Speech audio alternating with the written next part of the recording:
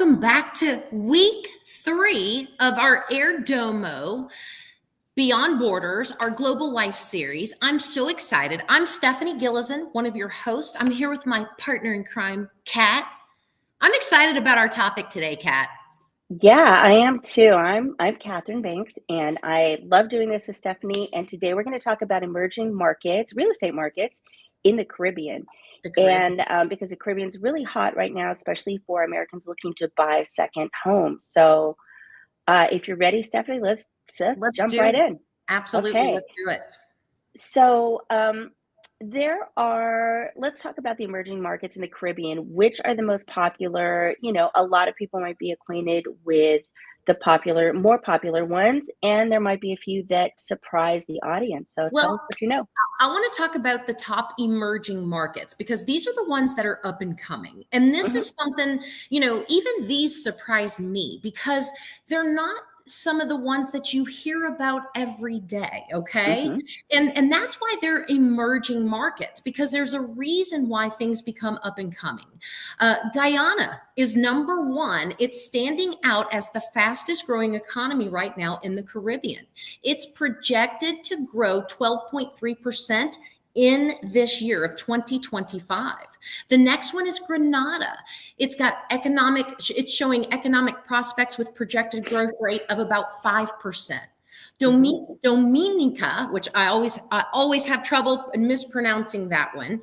Again, that one, is down south, a beautiful island, emerging. That's one where hikers that love to hike and want to be in the tropical climate, that's the island for you. And then one of my key favorites, St. Vincent and the Grenadines. All of these have emerging markets. They're up and coming. They might not have seen a lot of development here recently, but all of them are starting to see that. Whether you're seeing resorts open, whether you're seeing developers buying up property and developing them, this is where things are starting to happen. So Kat, these are things to be watching for. And these are definitely places that we're going to be finding inventory for our clienteles to be looking for on Airdomo. Awesome.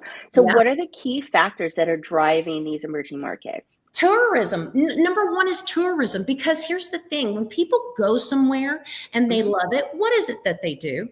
They tell 10 of their friends. Or nowadays, they put it all over social media, right? You look at you. You write about travel, correct? Yep. When you are writing about something and people love what they're hearing, or even better, on social media, they're seeing it, they're experiencing it, they then want to go there as well too. So tourism is always going to be something. But like Guyana, there's oil there. So you might see that as a key factor of there's a need for energy. And you might see some companies going there, which then is going to bring in an influx of a workforce, as well as some, tourism and, people that are going to be developing and having homes there. Green energy is always another one as well, too. Yeah. When you were discussing the list, I was like, Guyana, Grenada.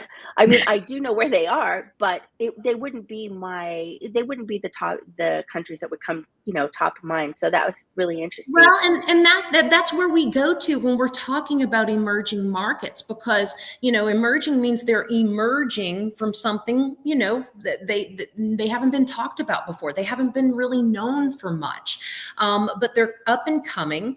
And what I love about these markets is their Grand Cayman 25 years ago, or they're, look, we're going to be talking about, I'm not even going to spoil your questions because I know where we're going with this. I'm sure you're going to be asking me some things. So I'll pause there because I don't want to spoil maybe some of the questions you might be asking me. Okay.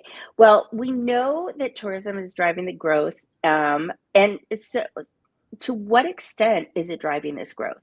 I mean, I understand that when I go someplace, I want to go back. If I really love it, I definitely want to go back.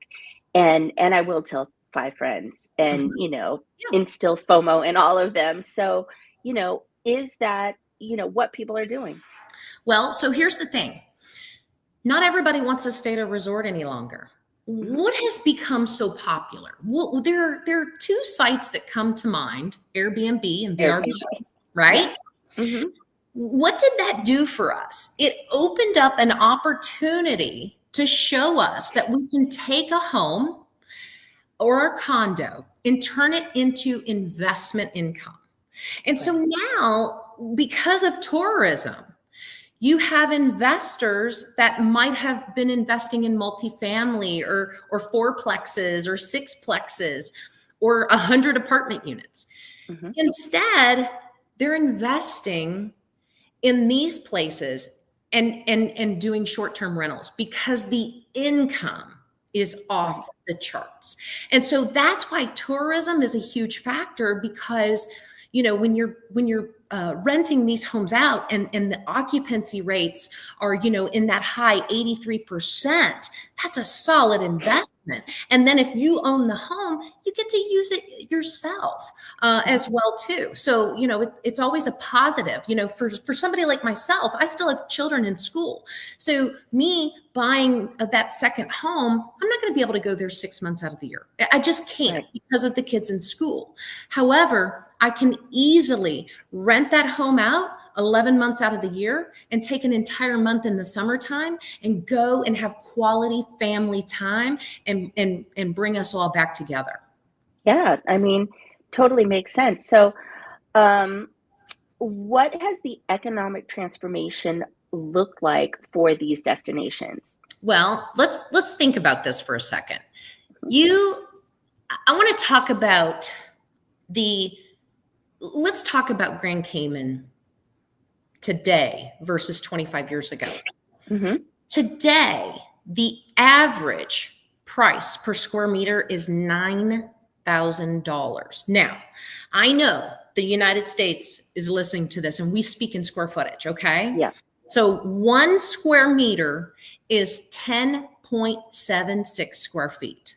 Okay. So let's do the math. And I didn't do the math ahead of time. And so shortly in my head, that's 800 and something dollars a square foot. Okay. Mhm. 800 and something dollars a square foot for that average condo or that average home on Grand Cayman, if you can find it available. Now, Right. you go to a place like Grenada or Dominica or St. Vincent, and you're somewhere around 83 to $95 a square foot. So it makes Wow. a big difference. Yeah. Makes a very big difference. Now, people do want to be cognizant of, well, how do I get there? Right. And so, Mhm. when you look at the airlines, more and more, you're getting direct flights out of Miami and different places to be able to travel to these destinations. Right. Okay. Well, that definitely sounds good. So, affluent buyers that are focusing on destinations, besides those countries, has there been any country that's emerged as a leading destination? Well, there's a lot of leading destinations. You've got Right. Barbados, you've got Antigua and Barbuda. The Bahamas is extremely Grand popular. Cayman, Grand which you mentioned Cayman. earlier. Yeah, Yep. that has remained exceptional. Jamaica, Mhm. we have seen so much, especially in the course of the last few years, and we've talked about this on our last two webinars. We've talked Mhm. about the remote workforce and how easy it is to be able to enjoy and to be able to go longer and have these stays. And so that has helped tremendously. I Mhm. look at a number, and there was $87 million spent in just 1 month period of time in just Mhm. one island at the end of 2024.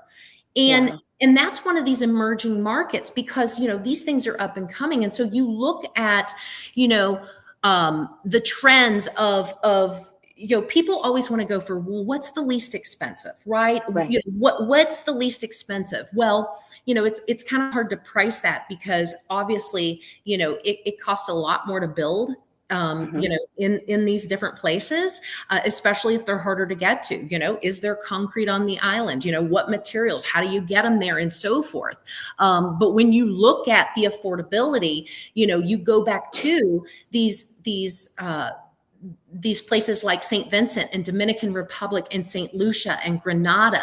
Those are countries and islands that people are flocking to because they are that attractive option for that budget. Nice.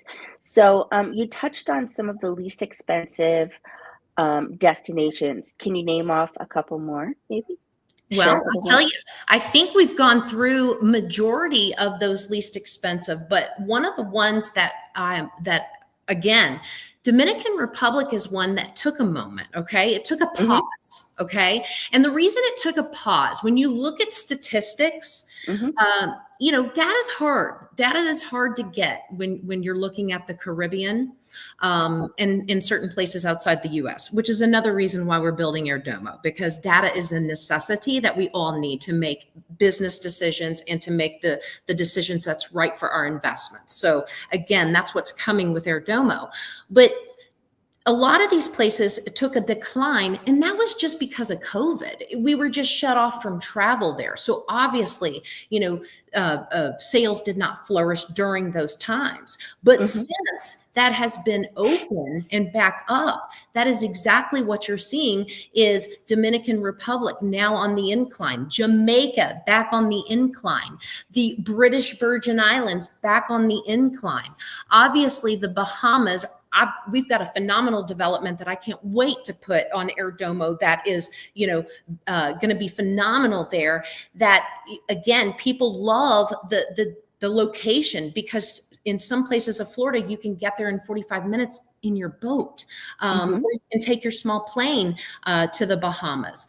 Barbuda, is another one. Antigua, I think we talked about, some of those are more expensive, but again, these are destinations that have known to be safe. Your real estate is safe and your investment is safe.